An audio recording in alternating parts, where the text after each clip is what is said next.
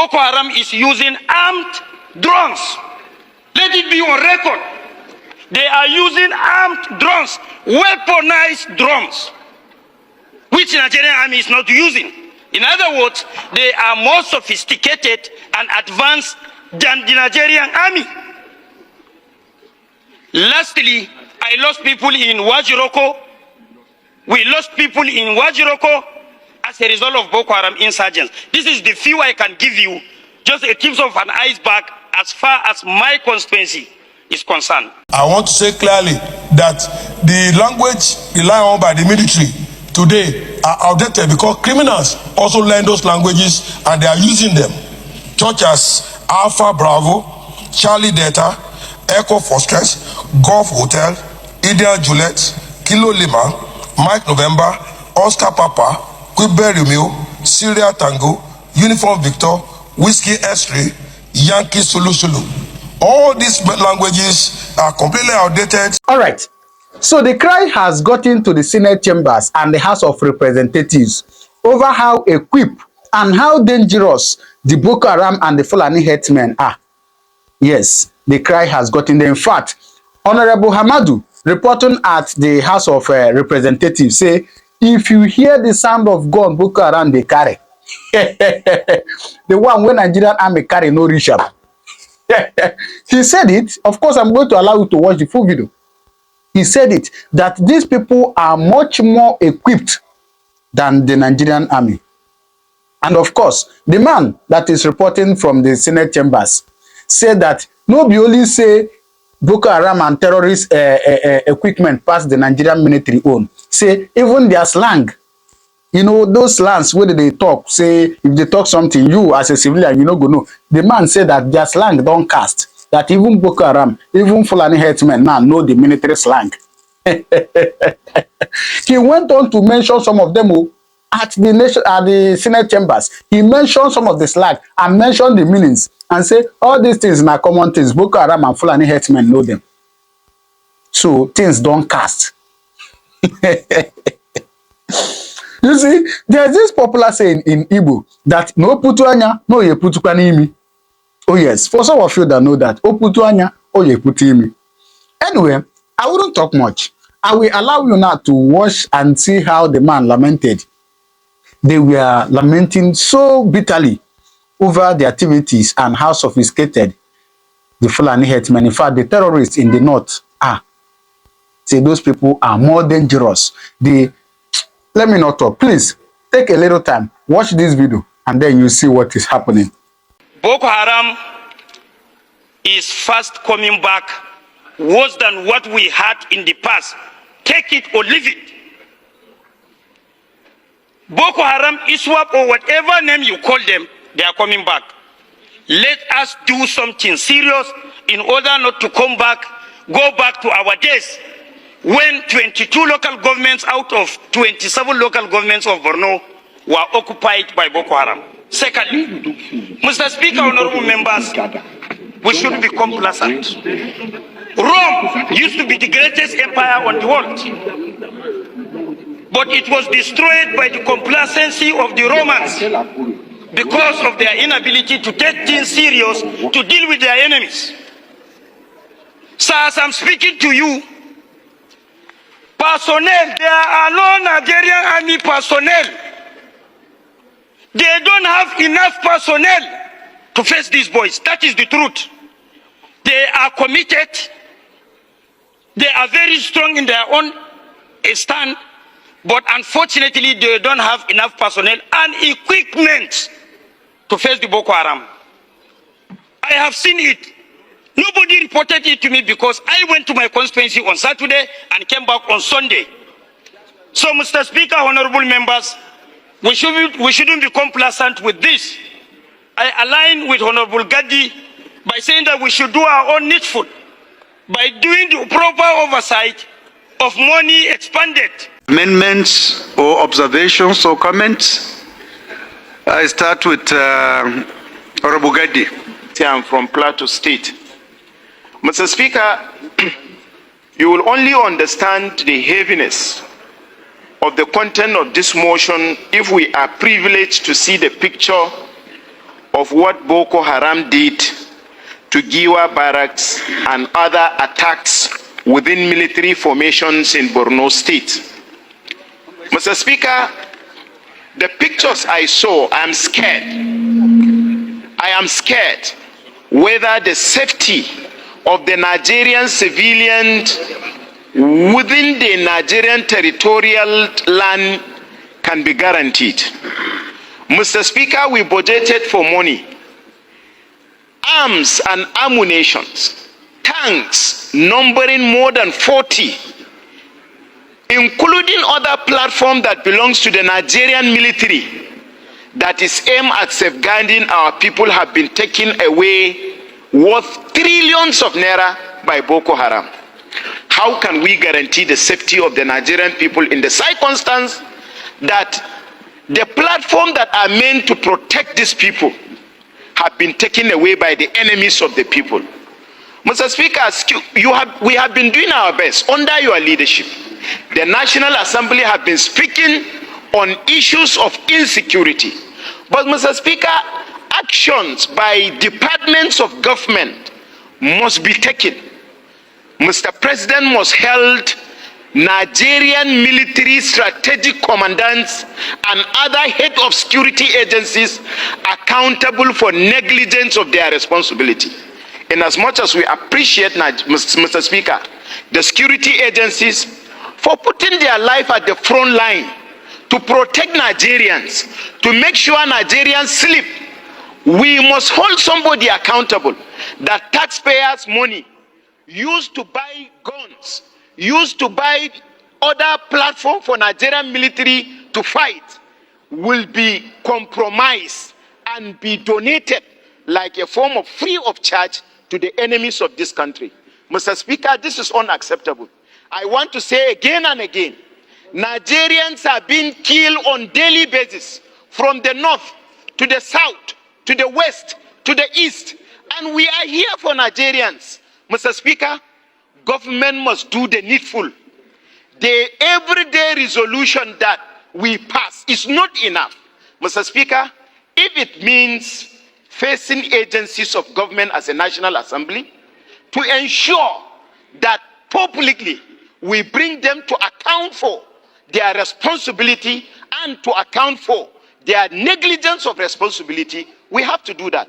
Mr. Speaker, I will send you intelligence of the picture of the arms and ammunition of the platforms that have been taken away by Boko Haram in Maiduguri. And when the leaders, when the governor is crying, other representatives of government are first to issue statement undermining the supremacy of the chief security officer of the state, who knows what is happening in his state, who is crying, and someone within the comfort of his zone will say that the governor is raising an unnecessary alarm, whereas Nigerians are killing.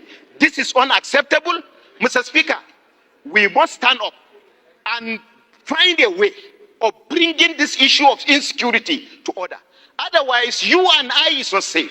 No matter how Nigerians respect us, we are moving to a level that Nigerians will fight us the way they fight criminals and the way they fight Boko Haram. Until the right thing is done by us here, until we speak for the Nigerian people, until we draw line, until we tell government what we are supposed to tell government, and until government respond by action, not by media statement or press statement. Do not hope, Mr. Speaker, that any member of a National Assembly is safe to move.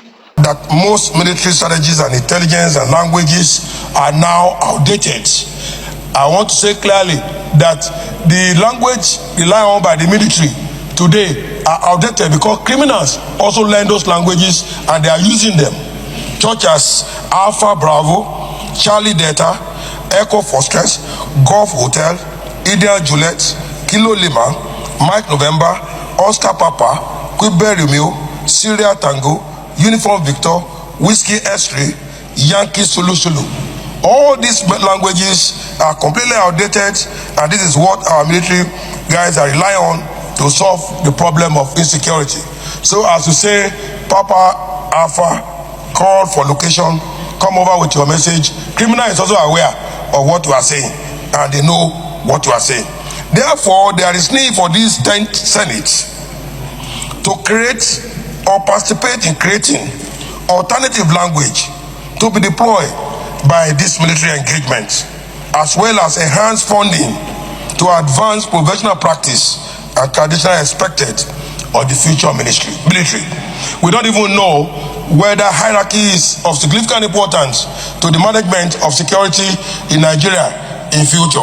We don't even know whether ranking is important at all, but we will know when we converge to discuss this at the National Security Summit as being proposed. Note, Mr. President, there is no country, and I put emphasis here, no country will allow a citizen to understand security by living with insecurity. That cannot be the only way. That is not the best option. To understand security by living with insecurity, we must eradicate insecurity. Therefore, the ideology of peace for all, as outlined in the executive policy of the Renew Hope agenda of President Bola Tinubu, should be upheld and be promoted. Observe, therefore, that to address the challenges I highlight above, it is imperative that empirical fact-finding mission, National Assembly Security Summit, is organized by these senates to assist in providing requisite platform for enhancing and exhausting this far-reaching deliberation as a way forward. Accordingly, Mr. Senate President, I move this 10th Assembly by saying that we should set up an ad hoc committee very urgently to organize a 3-day national summit in Abuja here, comprising all levels of government and Nigerians, which includes delegates from the federal government itself, the state government and the local government, as well as traditional institutions, to propose legitimate solution to insecurity and its challenges in this country. It is when we move and we converge and we discuss these issues and we televise this live and we bring people from various local government and state government as stakeholder of Nigeria and let Nigeria become chief security officer to themselves and distill this important element that we can move forward to solve insecurity and move to security. Like I said before, I have the last point, Mr. Senate President, the nation cannot write, we can't wait to understand security by living with insecurity. Lastly, I want to urge that the federal government, after our conference, should implement whatever we are able to come up from that summit as the policy based on the outcome of the National Security Summit. So we have been discussing the security every day. We have been moving portions here and there. Police killing in Plateau, police killing in Jos, in Benue, in Borno, here and there. If we discuss Borno today, Odo come up tomorrow, Lokoja come up next tomorrow. So, Mr. Senate President, it is very important now that we converge as a Senate. We must lend our voice. We cannot leave executive alone, to look for solution. We have to converge and discuss this. I so move, Mr. Senate President. Thank you for the time. My distinguished colleagues, thank you very much. Thank you. The enemy we're dealing with is an enemy who has no borders, and they do not care what they do. And I can tell you it is not only on those aspects. We also have part of politics in it, part of sabotage in it.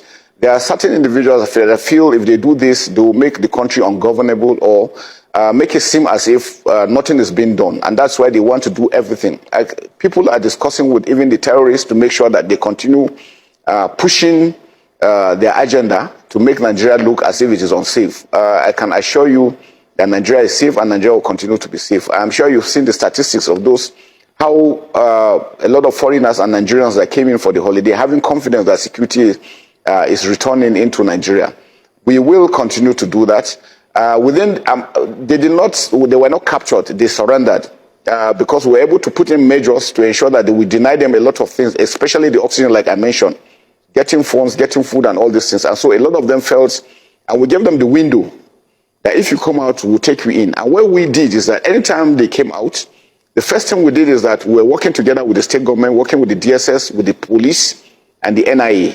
They were being profiled. Those ones that are really active members are kept at a side, while those, what we realize again is that not everyone that was part of it is a terrorist. Some of them were conscripted, some of them were forced, some were enslaved. So we're able to separate those aspects.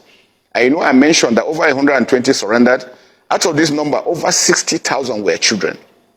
Now, what were the terrorists doing? In the past, they used to capture communities and then force men, especially adults, to join them, whether they like it or not. If you refuse, they behead you. So you had no choice. But now that it became difficult, that they don't have any territory, they don't have a means of doing that, they now decided to start impregnating the women. And what they do is that if a woman gives birth, when she's 4 months after giving birth, they impregnate her again to have. They were trying to produce a new set of terrorists. And to us, those new sets will have been most dangerous. Why? Because we know for humans, any society that you grow in, what you see is what you think that is normal. Now, those guys, those kids growing up in a society where killing is rampant, beheading, and all sorts of inhuman activities, they will not have empathy, they will not have sympathy for anything. And that's why we're happy that over 60,000 have surrendered, and they are. So we have women, the elderly, and these children that have been kept outside. Those main actors are going through the eradication, and investigation is ongoing. Those ones found to be culpable will be tried. And I'm sure you know that the Attorney General has been prosecuting them of recent. We're taking those of them that were found to be free, taking them to Operation Safe Corridor in Gombe, where they are being de-radicalized, and then giving skills, because we understand that poverty, unemployment, hunger, illiteracy, these are aspects that also aggravate this issue. So we must address them. And that's why it's important for us to have a final solution. I always go back to this: good governance. Our local governments must work well. Our governors must work well. We must have infrastructure. We must have food. We must have schools so that we remove illiteracy, because part of this issue is with illiteracy. I mean, some of them are being told that if a soldier kills you, you are going to paradise. And if you kill a soldier, you have blessing. So you see those worked ideas, which is not religious, it's not Islamic, it's not Christian.